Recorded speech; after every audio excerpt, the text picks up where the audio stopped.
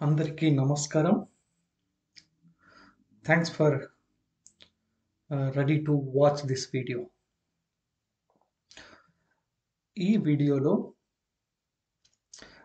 Ram Gopal Varma RGV గురించి నా opinion, నా ఫీలింగు మీతో షేర్ చేసుకుందామని ఈ వీడియో చేస్తున్నాను. రామ్ గోపాల్ వర్మ అనే వ్యక్తి ఒక ఇష్యూ గురించి చాలా స్ట్రైట్‌గా, చాలా క్లారిటీగా తను చెప్పాలనుకున్న దాన్ని సుత్తి లేకుండా అద్భుతంగా ప్రజెంట్ చేయగలడు అన్నది నా ఒపీనియన్.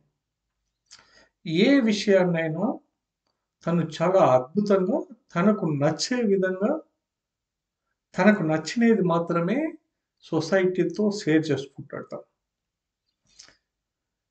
తను ఇంతవరకు చాలా ఇష్యూస్ మీద గానీ, చాలా కన్సర్న్స్ మీద గానీ, చాలా డిబేట్స్‌లో తను పార్టిసిపేట్ చేసి, తన పాడ్‌కాస్ట్‌ల ద్వారా, తన రామోయిజం ద్వారా చాలా డిఫరెంట్ ఐడియాస్ మీద గానీ, ఇష్యూస్ మీద గానీ తన ఒపీనియను నిర్భయంగా చెప్పగలిగే వ్యక్తి. తను ఏ ఇష్యూ చెప్పినా గానీ కొందరికి నచ్చొచ్చు, కొందరికి నచ్చకపోవచ్చు, కొందరు ఏం లే అని వదిలేసేటోళ్ళు ఉండొచ్చు. కానీ నా నా వ్యూ పాయింట్ ఏందంటే, తను చెప్పే కంటెంటు ఎగ్జాక్ట్‌లీ ఒక మంచి పర్పస్‌కే అయి ఉంటుందని నా ఒపీనియన్. ఎందుకంటే తను ఏ ఇష్యూలోనైనా తను రియాలిటీ మాత్రమే చెప్పగలుగుతాడు తను. రియాలిటీ మాత్రమే చెప్తాడు. నేను ఈ స్థాయి వరకు రావడానికి తన ఇన్‌ఫ్లూయెన్సు చాలా మటుకు నా మీద ఉంది. తన క్రిటికల్ యాటిట్యూడ్ గానీ, ప్రపంచమంతా ఒక సైడ్ నడిస్తే తను మాత్రం ఇంకొక సైడ్ నడవడం. అందరూ 100కి 99 మంది ఒక దారిలోకెళ్తే తను ఆపోజిట్ దారిలో ఎళ్ళడం. తను చాలా యూనిక్‌నెస్‌గా నిలబెట్టగలిగింది. కానీ తను చేసిన సినిమాలు గానీ, తను చేసిన షార్ట్ ఫిలిమ్స్ కానీ ఏవి కూడా నన్ను ఇన్‌ఫ్లూయెన్స్ చేయలేదు. నన్ను ఇన్‌ఫ్లూయెన్స్ చేసింది తన ఫిలాసఫీ, తన భావజాలం, తన సొసైటీ మీద తను చూసే దృక్కోణమే నన్ను ఆకర్షించింది. ఎస్పెషల్లీ తను క్రియేట్ చేసిన రామోయిజం నన్ను చాలా మోటివేట్ చేసి, నన్ను చాలా ఇన్‌స్పైర్ చేయగలిగింది. నేను రామోయిజం చూసే చూడడం స్టార్ట్ చేసినప్పటి నుంచి నేను థింక్ చేయడం గానీ, నా బిహేవియర్ గానీ, నా వే ఆఫ్ థింకింగ్ గానీ కంప్లీట్‌లీ ఇట్స్ డిఫరెంట్. ఎందుకంటే తను way of questioning the society, way of questioning the people it's completely different than the conventional people. He is completely against to the conventional way. The way he will put the question to the public, the way he will ask the questions to the public, it's completely different. తను introduce చేసిన కొందరి western ఫిలాసఫర్స్‌ని, అందులో German philosopher Friedrich నీత్సే నాకు గన రామ్ గోపాల్ వర్మ అనే వ్యక్తి తెలియకపోయింటే I might be lose the one of the greatest philosopher in the critical philosophy area, who is none other than Friedrich Nietzsche తన 'బియాండ్ గుడ్ అండ్ ఈవిల్' నావెల్‌లో ఒక కొటేషన్ ఉంటది. ఆ కొటేషన్ ఏంటంటే, man is like a camel.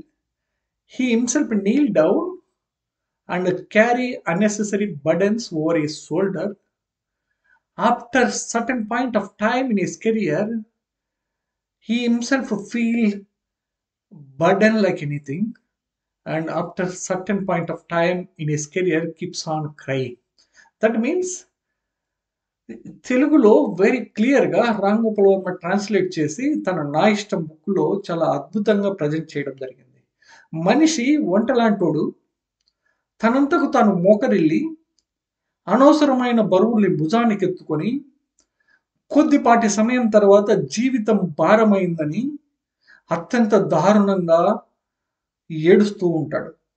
అంటే మనిషి ఒంటెలాంటోడు తనంతకు తాను మోకరిల్లి అనవసరమైన బరువులను భుజానికేసుకొని కొద్దిపాటి సమయం తర్వాత జీవితంలో ప్రయాణం చేసిన తర్వాత జీవితం బరువైపోయిందని బాధపడుతూ ఉంటాడు.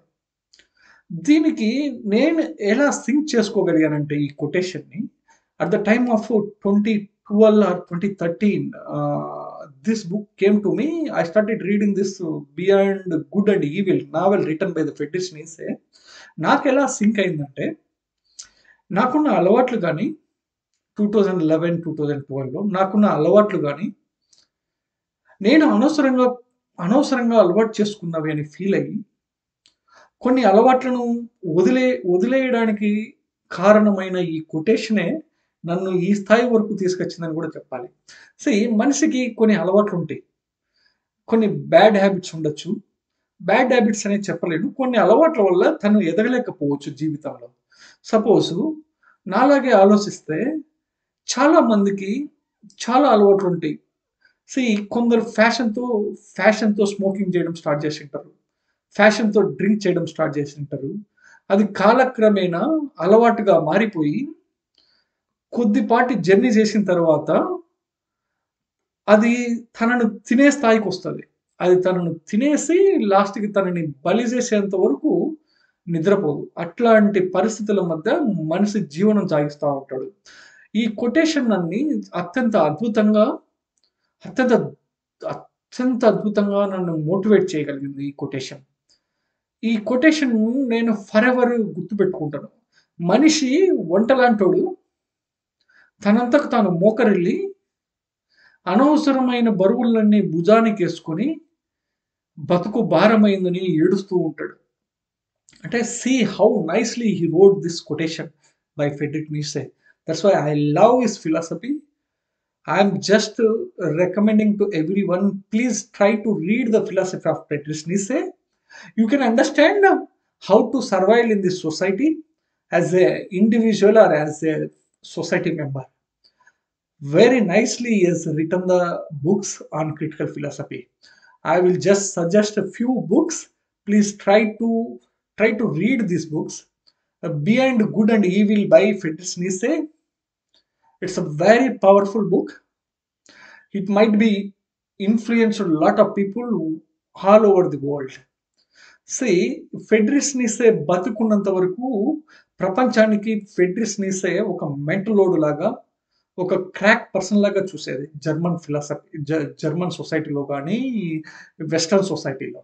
ఎందుకంటే తను రాసిన కొటేషన్స్ కానీ తను రాసింది almost 18th century around 18th సెంచరీలో తను రాసిన ఫిలాసఫీ ఆ టైంలో అప్పటికి జనాలకున్న మెచ్యూరిటీ కానీ జనాలకున్న మైండ్ సెట్ కానీ whatever he wrote in his novel it is not up to their level. It was far advance. Nobody can understand what he writes. But now society is understanding what he has wrote in his novels. After 200 years people are realising how powerful he is. తను ఒక quotation చదివితేనే ఇలా ఉంటే తన book అంతా చదివితే people will become a mad completely. Now you can imagine Friedrich Nietzsche రాసిన books, novels చదివి రాంగోపాల్ వర్మ కానీ ఓషో కానీ ఎంత పవర్ఫుల్గా తయారయ్యారు, ఎంత ఓరేటర్స్గా తయారయ్యారు. ఈవెన్ ఒకానొక టైంలో ఓషో చెప్తాడు తను మొత్తం లైఫ్లో almost n number of books చదివితే అత్యంత అద్భుతంగా ఇన్ఫ్లుయెన్స్ చేసిన బుక్స్ వచ్చేసి నీసే రాసిన బుక్సే అని తను చాలా ఇంటర్వ్యూస్లో కానీ తన పాడ్కాస్ట్లో కానీ చాలా అద్భుతంగా ఫ్రెడరిక్ నీసే గురించి చెప్పినాడు ఓషో. మీరు కూడా చూడండి, ఓషో కానీ రాంగోపాల్ వర్మ కానీ వాళ్ళు చెప్పిన ఒపీనియన్స్ను చూడండి. వాళ్ళు చాలా కాంటెంట్ ప్రజెంట్ చేస్తారు. అందులో ఎవరికైనా తన ఒపీనియన్స్ను వాళ్ళు చెప్తారు. ఆ ఒపీనియన్స్లో మీకు నచ్చితే you can adapt for yourself progress and you can try to implement in your life and you can move on. Don't bother about the content which is not liked by you, which is not useful for you. You can keep aside. Don't indulge in the discussion. This is right. This is wrong. This is rubbish. This is right. This is useless for you. You try to adapt the information from the people and try to improve yourself, and you can move progress. You can move in your career. You can make progress in your career. This is the simple philosophy which I have been following. But ఇలాగే చూస్తే రామ్ గోపాల్ వర్మ అనే వ్యక్తి చాలా controversial person. అట్లని చెప్పేసి ఆ person చెప్పే information అంతా అసైడ్ పెడితే there is there is meaningless actually. You can focus on what you want and you try to adapt what you want and you can move on. Rest of the content you can keep aside, you can leave it. Nobody is forcing you to follow this thing and this thing. అట్లాగే రాంగోపాల్ వర్మ అనే వ్యక్తి కూడా చాలా అద్భుతమైన content create చేశాడు. ఆ content చూసి you can learn it, you can implement in your life and you can move on. నేను కూడా ఈరోజు ఈ పాడ్కాస్ట్లు చేయడానికి కానీ, ఈ ఇన్ఫర్మేషన్ పబ్లిక్తో షేర్ చేసుకోవడానికి కానీ తను ఇన్ఫ్లుయెన్స్ చేయగలిగానండి. నా ఒపీనియన్ నేను చెప్పగలుగుతాను. మీకు ఇంట్రెస్ట్ అయితే తీసుకోండి, మీకు నచ్చితే ఫాలో అవ్వండి, నచ్చకపోతే వదిలేయండి. మిమ్మల్ని ఎవరు ఫోర్స్ చేయట్లేదు అన్న తన ఫిలాసఫీ నుంచే నేను కూడా బయలుదేరాను. ఈ సొసైటీలో నా ఒపీనియన్స్ని పబ్లిక్ ముందర పెట్టాలని డిసైడ్ అయ్యాను. ఇంకా ఎన్నెన్నో వస్తాయి. This is just starting. In future I will come up with different philosophies, critical philosophy, general philosophy, fictional novels, and normal novels, and everything, whatever I have been read so far, and I will share with you. One more thing, if anybody like my content or like my views, please try to subscribe the channel and like it and share it and forward it to the people who like you. And in future I will create a lot of content, especially regarding to the personality development, as well as my view on politics, my view on current technology. Especially my current technology, I will give a lot of information regarding to the upcoming technologies, especially in the semiconductor, as well as electrification domain and EV technology, renewables, and so on. This is the in the channel you people will get information majorly regarding to the four domains. One is philosophy, second one is technology, third one is politics, fourth one is personality development. Because I have been almost 50 to 60 plus novels I have been read, especially regarding to the critical philosophy, especially regarding to the Osho, Friedrich Nietzsche, Ram Gopal Verma, Arthur Schopenhauer, and so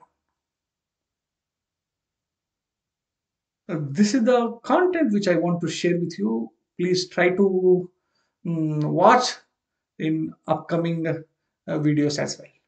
Thank you. Thanks for watching. Have a nice day.